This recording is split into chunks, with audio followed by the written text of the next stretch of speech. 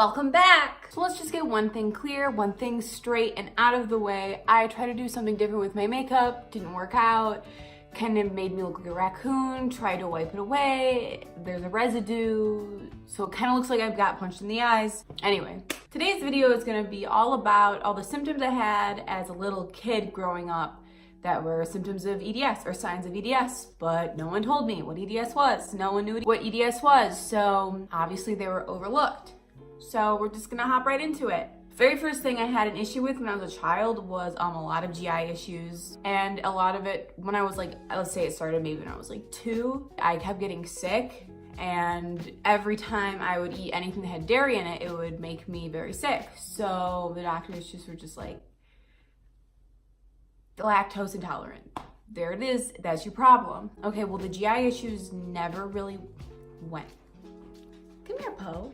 I literally never finished that sentence. What I was gonna say was my GI issues never went away, but I saw my dog and so it made me lose all train of thought. Okay, anyway.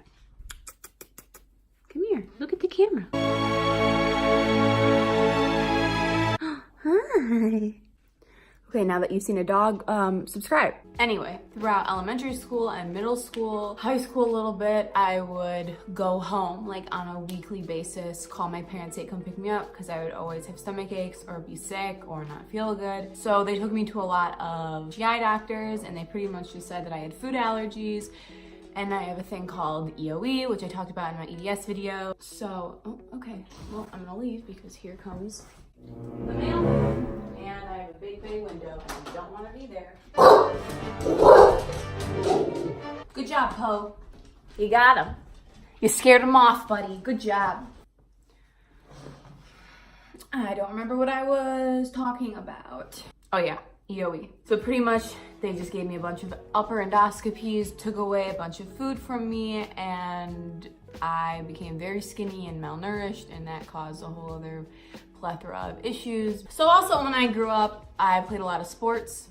I danced when I was like 2. I don't know who literally hasn't danced when they were like 2, but I'm one of those people. I danced, I played volleyball, basketball, soccer, softball, tennis, whatever, you name it, I did it. I ended up really liking soccer and became part of a travel team. I was in pretty good shape because they make you run until I started passing out. I passed out in my 5th grade class and I passed out on the sidelines of a soccer game because I told my parents I couldn't breathe, and it started happening more frequently. I started getting these bouts of just where I like couldn't breathe. I had a really big shortness of breath and I would just collapse on the field. And then one time I actually passed out on the sidelines, and yeah. So I went to get my heart checked out because I passed out, and they said my heart looked fine.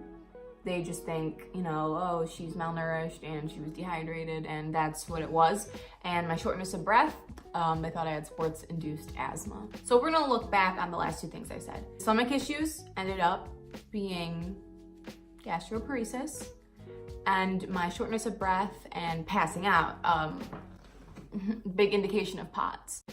So really my doctors think that because I was in really good shape, I didn't pass out nearly as much as I do now or feel as dizzy, but I did have some of the shortness of breath issues that can also come along with POTS. I'm also gonna like try to put pictures up around me so that you can see what I'm talking about. Like this upcoming story. When I played soccer, I used to like, you know, play in the summer and it's 90-degree weather and I'm sweating and I'm running, and then I would come off the field and my hands would be like ice. Everyone would be like, that don't add up. No one really knew why, and later on in life, my hands started to turn blue. So hopefully I'll be able to put a picture right there. My hands started to turn blue, and so would my feet, and they'd be ice cold, and that turned out to be Raynaud syndrome, which is something that can also come with EDS. Again, back to playing sports. When I was in 7th grade, I used to do track, and I remember complaining of lower back pain and hip pain. Okay, when I was in 7th grade, I was 12. I'm a little young for, I was a little young for my grade, so I was 12 when most people were 13. Anyway, besides the point, literally no one cares. I would complain that my hips would hurt and my back would hurt, and it really started to impact me when I did track. For some reason, that's when it really started. And I think that's because I was off my diet and I started to like put on a healthy amount of weight, so it was like more weight and more pressure on my joints and bones in general. I'd be like standing around and I would start like slumping over, like slouching. My dad would be like, stand up straight, you look like a grandma. And I would be like, well, I feel like a grandma because I'm 12 with back pain and hip pain.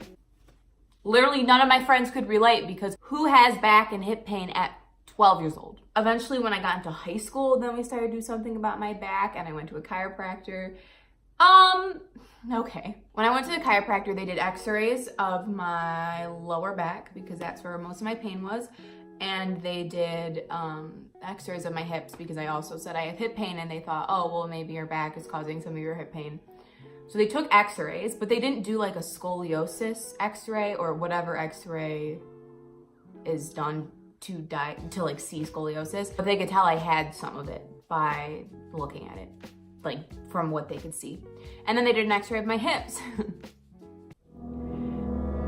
The chiropractor told me, I don't know why your hips hurt. I can't figure that one out. Man, what a mystery. You can see that I have hip dysplasia, and it is considered a birth defect, but it also can go with EDS. It's, or at least my orthopedic surgeon told me there's only one connective tissue disorder that relates with hip dysplasia, and that's Ehlers-Danlos syndrome. So that's really cool, good and fresh for me. Love that. They didn't do a whole lot. This is when I was like 16 years old. They didn't do a whole lot. And that turned out to be some moderate to severe scoliosis, and we don't know if I had moderate to severe scoliosis back then because the x-rays you can't really tell, or we don't know if my scoliosis just progressed over time.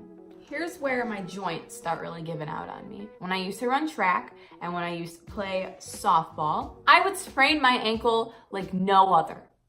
No one can compete with me on how many times you have sprained your ankle, except probably another EDS person. But besides that, no one. I am number one, okay? You think you've sprained your ankle? I've sprained my ankle each like 50 times, not even exaggerating. Maybe I'm exaggerating a little bit, but like you get the point. I was always in a boot or some sort of cast, and I had to stop playing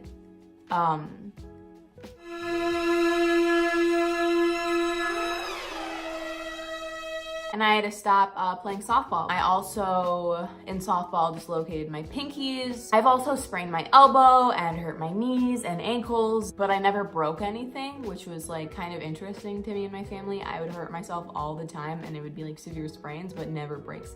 I've never broken a bone, and that's because I'm very flexible. The one time EDS kind of got my back there. One of the last thing, or just kidding, you thought this video ain't over yet. When I used to go bowling, because I was also a bowler. I don't know what that was. It's me bowling, sitting in a chair. My elbows would flip backwards like this.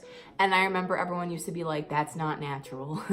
Why do your elbows do that? I also used to show my friends, you know, like really neat trick. Like I can put my hand on the ground and then like twist my arm around like a whole 360. It's kind of hard to explain. I don't really want to show it because it's kind of gross. Yeah, no, it's just like literally me twisting my arm. Like if twist, twist, twist, twist, twist, twist, and then twist, twist, twist, twist. I'm not gonna, it's hard to do it when you're not on the floor, but that's pretty much what it is, me twisting my arm around. And my friends used to be like, oh, that's so cool. Like, I wish I was you. Because when you're younger, it's cool to be like hypermobile and flexible, even though I didn't know that's what it was. Like everything that I thought I could do, like, you know, oh, put my leg behind my head. Oh, my knees can bend like that. Oh, my fingers are like this. Oh, my elbows, neck, back, literally any part of me. I was just like, oh, that's normal, that's natural. And I found out it's not. In a perfect world, your body is only supposed to bend to a certain degree, and mine obviously does not like to abide by those laws. The last thing that I can remember before we get into like more of my college recent years, which I'm not gonna talk about because I've already talked about that in some of my other videos if you would like to go check that out. I don't remember when this started happening. I only know that it's been happening for a long time, but I can't like remember the first time I ever saw it and was like, oh, there that is, whatever. What I'm talking about is hives. Every time I'd get in the shower, again, I don't remember when it first started happening because it's been so normal for me. I get in the shower, it doesn't matter if I use hypoallergenic stuff or like shampoo or body wash. I get in the shower and I would just break out in like these hives, particularly all on my knees, thighs, and feet, and like all over my legs pretty much. It doesn't really affect the upper half of my body, just pretty much everywhere on my legs. And I used to think it was because like, oh, I like hot showers and it's like the little droplets of heat making my skin red, and I would get itchy afterwards because I have dry skin. Like that's what I thought it was. But everyone else in the world, yeah, if you get into a hot shower, your skin will turn red, but it's usually like, oh, if you put your hand under hot water, like your whole hand gets red. It doesn't get like splotchy like that. But my body did. And then I recently went to the allergist and she said, yeah, you have chronic idiopathic urticaria, which means hives for no reason, pretty much. And I'm gonna insert a picture, but I can, especially anywhere on my body, I'm not even kidding. Sometimes I can do this when I'm not going through a reaction, but every single time I am going through a reaction, I can do this on any part of my body. It's where I like take my fingernail and like I can draw into my skin and it will like show up.